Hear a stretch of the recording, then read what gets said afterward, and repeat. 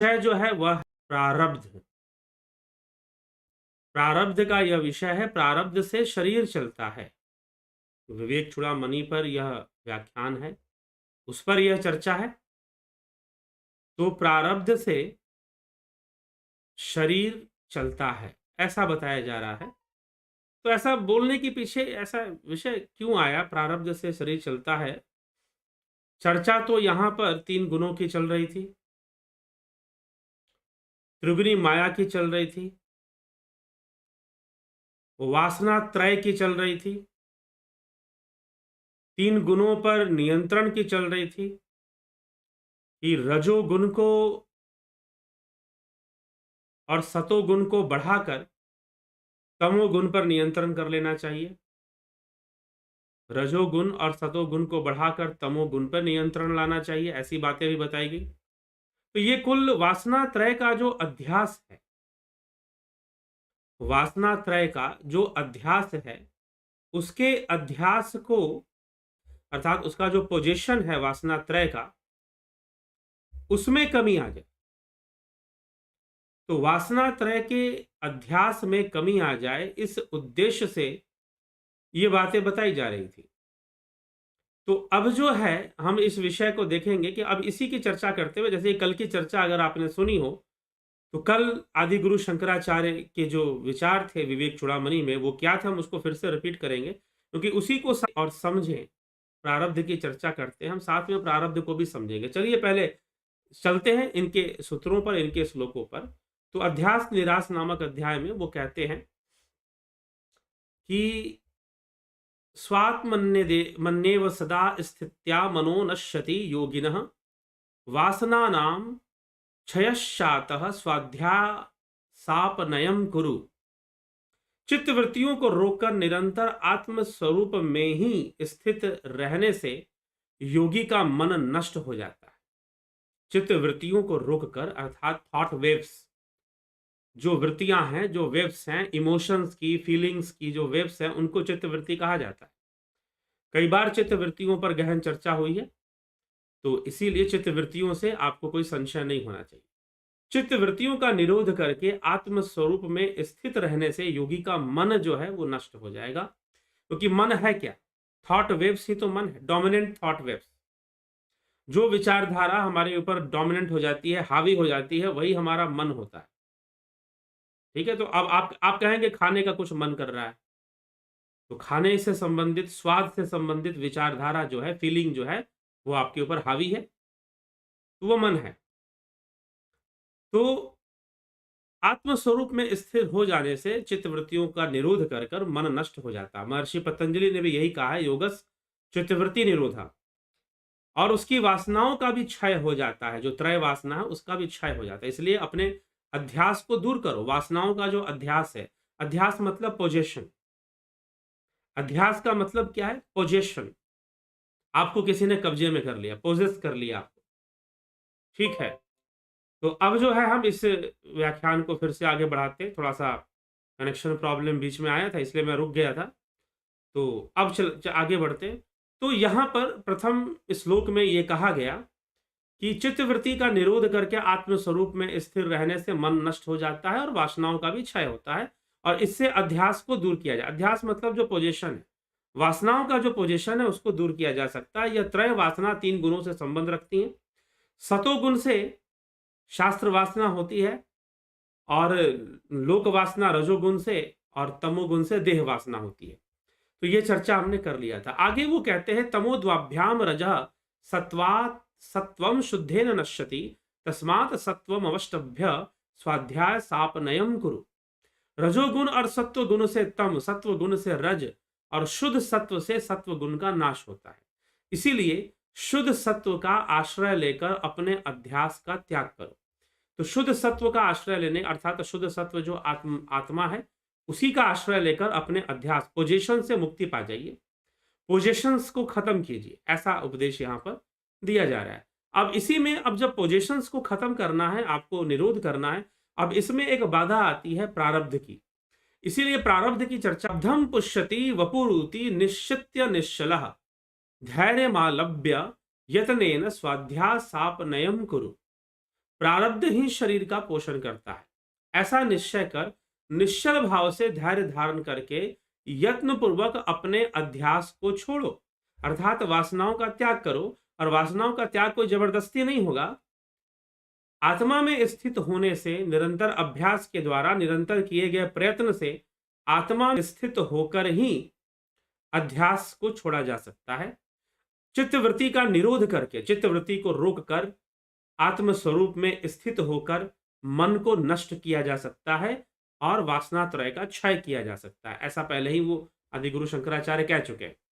तो इसी प्रकार से योग, अर्थात इसका मतलब योग करते हुए, तो योग करते हुए, योग साधना, योग ध्यान, ध्यान योग के द्वारा ही यह कार्य संभव है कि वृत्तियों को रोकना संभव हो सके और वासनात्रय का क्षय भी किया जा सके। ठीक है, ये तभी संभव है जब योग होगा। तो योग के माध्यम से ऐसा करो। लेकिन फिर आदमी ये सोचता है कि अगर हम यही सब करेंगे या कुछ करेंगे या वासनाओं का त्याग कर देंगे तो शरीर का निर्वाह कैसे होगा? शरीर का निर्वाह कैसे होगा? हमारा शरीर कैसे चलेगा? क्योंकि हम तो कुछ करेंगे ही नहीं। तो वहां पर उसी संकट का एक तरह से समाधान देते हुए भी आदिगुरु शंकराचार्य यह कहते हैं, क्या कहते हैं कि प्रारब्धम पुष्यति विपुरिति निश्चत्य निश्चलः धैर्य मालव्य यत्नेन स्वाध्यासापनयम कुरु। प्रारब्ध ही शरीर का पोषण करता है, अर्थात यह शरीर आया है, इस शरीर में जन्म हुआ है तो हमारे प्रारब्ध हैं। तो प्रारब्ध ही शरीर का पोषण करता है। इस बात की चिंता ना करो कि अगर तुम वासनाओं को खत्म करोगे या फिर आत्म रूप में स्थित रहोगे या ध्यान योग करोगे तो आदि गुरु शंकराचार्य कहते हैं यह शरीर जो है वो प्रारब्ध के आधार पर है। प्रारब्ध के आधार पर है। प्रारब्ध से जो इसे मिलना है वो मिलेगा। प्रारब्ध से शरीर को जो मिलना है वो मिलेगा। तुम तो बस अपना कदम आगे बढ़ाओ और इस अध्यास का निराश करो, इस अध्यास से मुक्ति प्राप्त करो। अध्यास जो पोजीशन है, जो अध्यास है, उस अध्यास को खत्म करो। ठीक है, तो अध्यास को खत्म करने की बात यहां पर आदि गुरु शंकराचार्य समझा रहे हैं। अध्यास को खत्म करने की बात आदि गुरु शंकराचार्य बता रहे हैं। तो अध्यास को खत्म करो, अर्थात जो वासनाओं का अध्यास है, जो वासनाओं का पोजीशन है, उसे खत्म करो।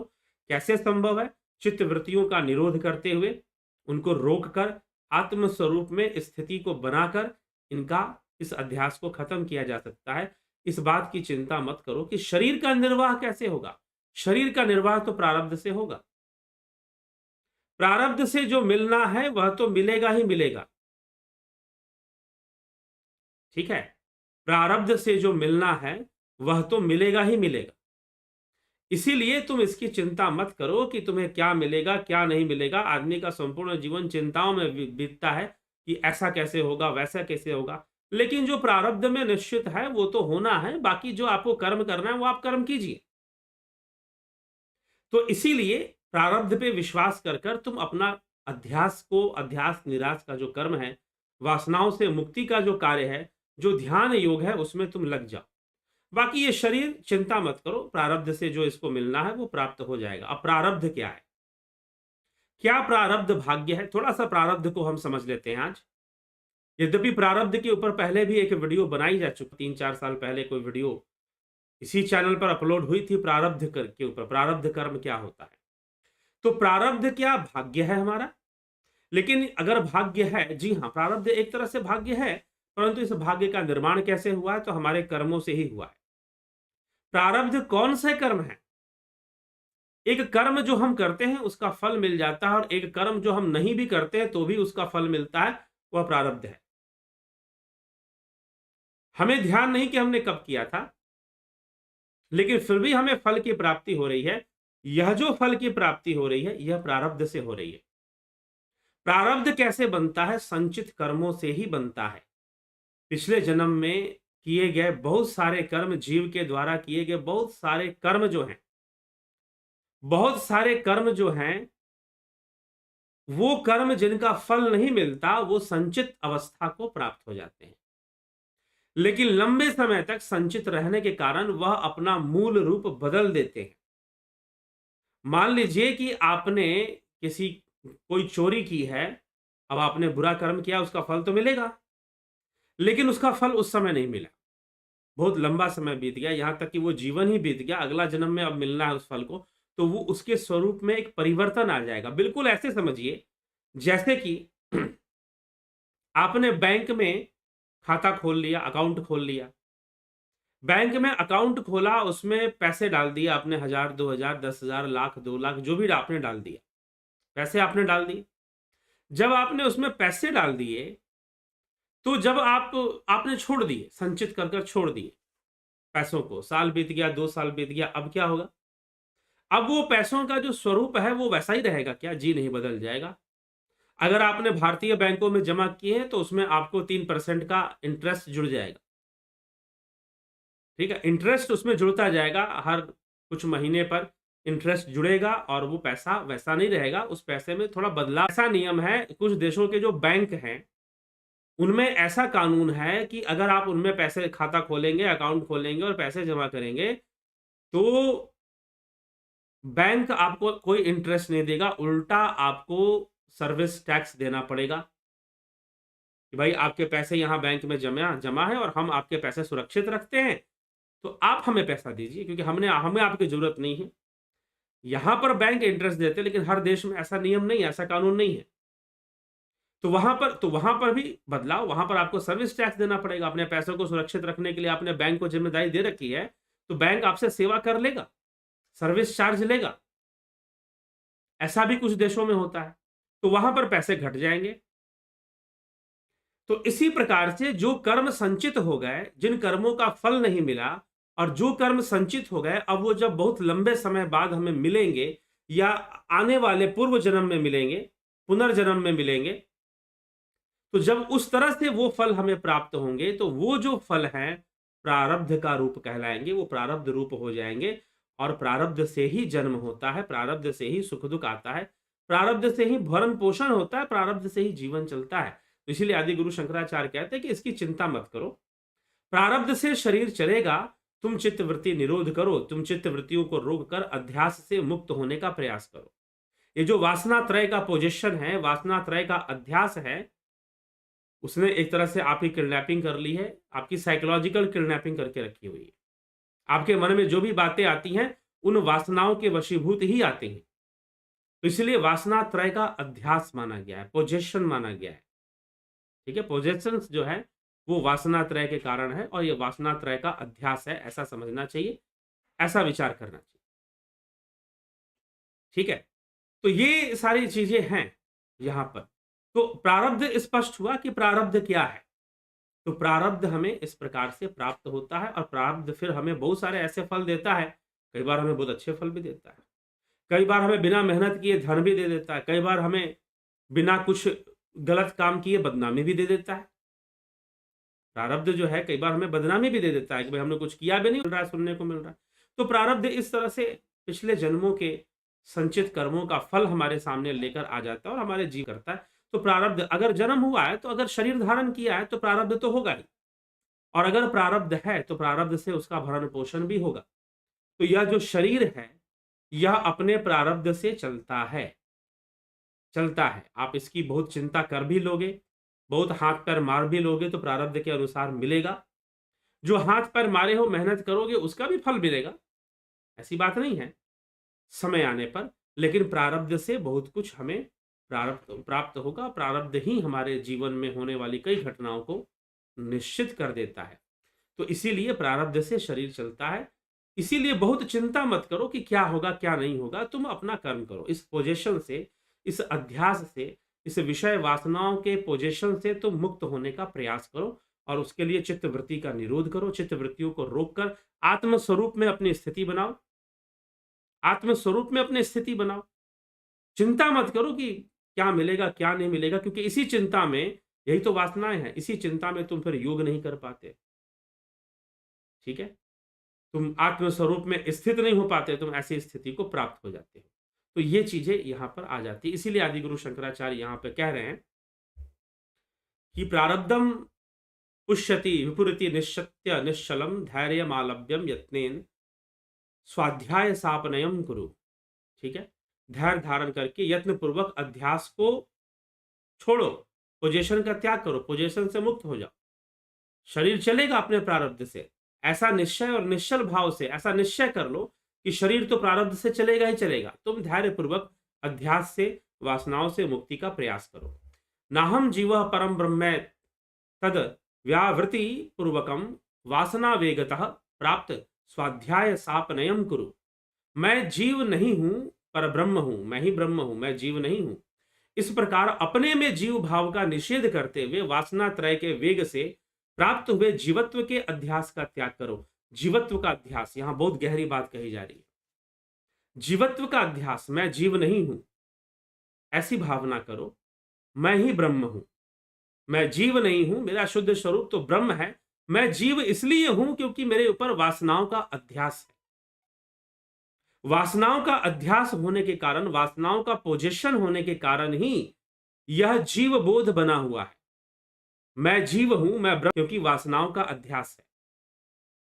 तो इसीलिए अपने आप से ऐसी भावना करो कि तुम जीव नहीं हो, तुम तो परब्रह्म ही हो।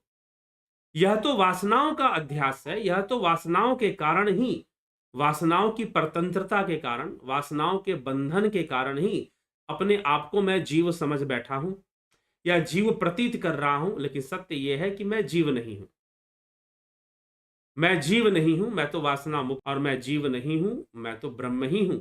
ऐसा तुम अध्यास करो, ऐसा ही तुम संकल्प करो, ऐसी ही समझ अपने अंदर पैदा करो, और निरंतर प्रयास करते हुए, युग चित्त वृत्तियों का निरोध करते हुए, चित्त वृत्तियों को रोक कर अपने आत्म में स्थित हो जाओ, आत्मा में ही स्थित हो जाओ, आत्म स्थित हो जाओ। तो यहां पर कुछ ऐसी बातें बताई जा रही हैं, आत्मस्थित होने की बातें बताई जा रही है कि आत्मस्थित हो जाओ। तो ठीक है, तो आत्मस्थित हमें होना चाहिए। फिर थोड़ा सा नेटवर्क प्रॉब्लम यहां आ रहा है, तो चलिए कोई बात नहीं, ठीक हो जाएगा, ठीक हो भी जाता है। लेकिन आज थोड़ा सा व्यवधान, कुछ दिनों में, कभी कभी हफ्ता में, सप्ताह में एक दो दिन कभी कभी ऐसी समस्या आ जाती है। हमें इस अध्यास से मुक्त होने के लिए आदि गुरु शंकराचार्य प्रेरित कर रहे हैं, और क्या रहे हैं, तुम जीव नहीं हो, तुम ब्रह्म हो, ऐसा मानकर। जीव तो तुम अध्यास के कारण हो, तुम्हारा जो जीवत्व है वासनाओं के कारण। ठीक है, ऐसा समझना चाहिए, इस बात को समझकर आगे कदम बढ़ाना चाहिए। तो ये सारे विषय हैं जिस पर चर्चा आज हम कर रहे हैं। तो चलिए आपके कमेंट्स हम देखेंगे, कमेंट्स में आपने क्या लिखा है, क्या कहा है, वो देख लेते हैं। तो उसके अनुसार थोड़ी चर्चा कर देते हैं। जगत नारायण जी बहुत अभिनंदन, हरिमोहन गुप्ता जी बहुत अभिनंदन है। विक्रम सिंह जी, प्रारब्ध एक ही जन्म का होता है कि कई जन्मों से होता है। बलजीत सिंह जी, रमेश पेशवानी जी, ब्रह्मपाल जी, क्या ज़्यादा आध्यात्मिक सवाल मन में आना ज्ञानी की निशानी है या अज्ञानी की? जिज्ञासु की निशानी है, ना ज्ञानी ना अज्ञानी, जिज्ञासु की निशानी है अगर ज़्यादा सवाल आते हैं। रेडीमेड जवाब से व्यक्ति क्या ज्ञानी हो जाता है? कौन सा रेडीमेड जवाब? रेडीमेड जवाब से अच्छा है ध्यान योग हम करें। मैं ध्यान योग नियमित रूप से कर रहा हूँ, अच्छी बात है, जरूर करिए। रमेश पेशवानी जी, जरूर ध्यान योग करते रहिए, जरूर लाभ मिलेगा, सवाल का समाधान हो जाता, बहुत अच्छी बात है। योग शुरू करने, ध्यान योग में यही है, ध्यान योग अगर हम अच्छे से करते हैं, रमेश पेशवारी जी ने ध्यान योग का कोर्स करके ध्यान योग वो कर रहे हैं, बहुत सारे प्रश्नों का जवाब हमें अंतर में ही मिलेगा अगर ध्यान योग करना शुरू कर दिए। तो 29 तारीख से ध्यान योग का जो कोर्स है वो शुरू हो रहा है, इसका लाभ उठाइए। योग शुरू करने के लिए अगर 60 साल की उम्र हो तो शुरू हो सकता है, बिल्कुल हो सकता है, क्यों नहीं हो सकता। बहुत लोगों ने शुरू किया, बहुत लोगों ने ध्यान योग का कोर्स किया है, जिनकी उम्र 70 साल, 75, 80 साल के लोगों तक ने किया है ध्यान योग का कोर्स। ठीक है, शंकर प्रसाद जी, हेमेंद्र कुमार जी, सर जी आपने एक बार कहा था कि मैं लगातार 20 साल ही राज कर सकता है भारत पर, 250 साल तक कोई भी कहा था तो वो व्यक्ति के लिए कहा था, ब्रिटिशर्स कोई व्यक्ति नहीं है। ठीक है, ब्रिटिशर्स जो है कोई व्यक्ति नहीं है। ठीक, और 250 साल तक उन्होंने 1857 के बाद किया है, ईस्ट इंडिया कंपनी को खत्म कर कर उन्होंने जो ब्रिटिश रूल आया है वो सन 1857 के बाद आया है, और ब्रिटिशर्स कोई व्यक्ति नहीं है। मैंने जो कहा था वो कोई व्यक्ति के लिए कहा था, एक व्यक्ति के लिए, सिंगल पर्सन के लिए वो बात थी। विंदेश्वरी मिर्जा जी, प्रभु जी चरण छूकर कोटि कोटि प्रणाम, बहुत अभिनंदन है। अर्जुन चौहान जी, जेपी गुज्जर जी, सविता नायक जी, सरोज कृष्णानी जी, गौरव जी, राजू पाल जी, SKM सुरम पटियाल, कन्हई कुमार, रूपलाल विश्वकर्मा, अनिल कुमार, बिमल सेठी जी, गंभीर शाह, राम प्रकाश, पिंटू वासवा, शर्मानंद पंडित, माधुरी कोल्हे जी, रचना जी, विनोद कुमार सूद, बजरंग शर्मा, शर्मानंद पंडित। अगर मनोमय कोश निष्क्रिय हो जाए तो उसे कैसे सक्रिय किया जाए? वो कभी निष्क्रिय नहीं होता है, निष्क्रिय नहीं होता। निष्क्रिय का भान हो सकता है कि जैसे निष्क्रिय हो गया, लेकिन निष्क्रिय नहीं होता। जब तक जीवन है तब तक सक्रिय रहेगा। चंद्रेश्वर पांडे जी, शिवम भट्ट जी, सतीश कुमार, विज्ञान Shah, Amit Tiwari, Rakesh Marathe, the real facts, Bharat Chhablani ji, Yogendra Pandit ji, Darshan Pandya ji, Ganga Oli जी,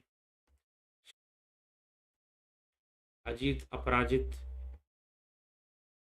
जी, अभिनंदन है। दशरथ पटेल जी, बहुत बहुत अभिनंदन आपका। धनंजय अग्रवाल जी, क्या हम मैड या नशा करके मद या नशा करके ब्रह्म को नहीं पा सकते? ब्रह्म को पाना तो दूर की बात, स्वयं को पाना होगा। स्वयं को कहाँ से पाएंगे न जब नशे में धुत रहेंगे तो। शालिनी चौहान जी, परमात्मा और शुद्ध आत्मा में अंतर क्या है गुरु जी? कोई अंतर नहीं, वो हमेशा शुद्ध ही है। परमात्मा आत्मा हमेशा शुद्ध ही है।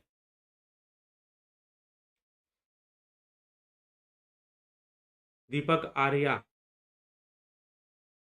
मेरी एज 44 है, मुझे OCD की मेंटल प्रॉब्लम है, ये प्रारब्ध के कारण है? जी हाँ, प्रारब्ध तो उसमें होता ही होता है, लेकिन प्रारब्ध यही तो आज के उसमें समझाया गया कि प्रारब्ध को मानकर आप सब कुछ छोड़ नहीं सकते हैं ना। आपको जो उसके प्रति जो कर्म करना है वो करते रहिए। उस OCD को खत्म करने के लिए, उसका इलाज करवाने के लिए जो भी आप करना चाहते हैं उसे करना ही चाहिए। ठीक, तो ये बात समझने योग्य है। यहाँ पर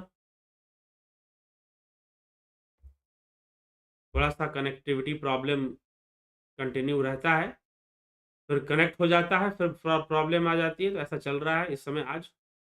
कोई बात नहीं, फिर भी हम इस विषय को दोबारा कभी प्रारब्ध के विषय को और अच्छे से चर्चा करेंगे।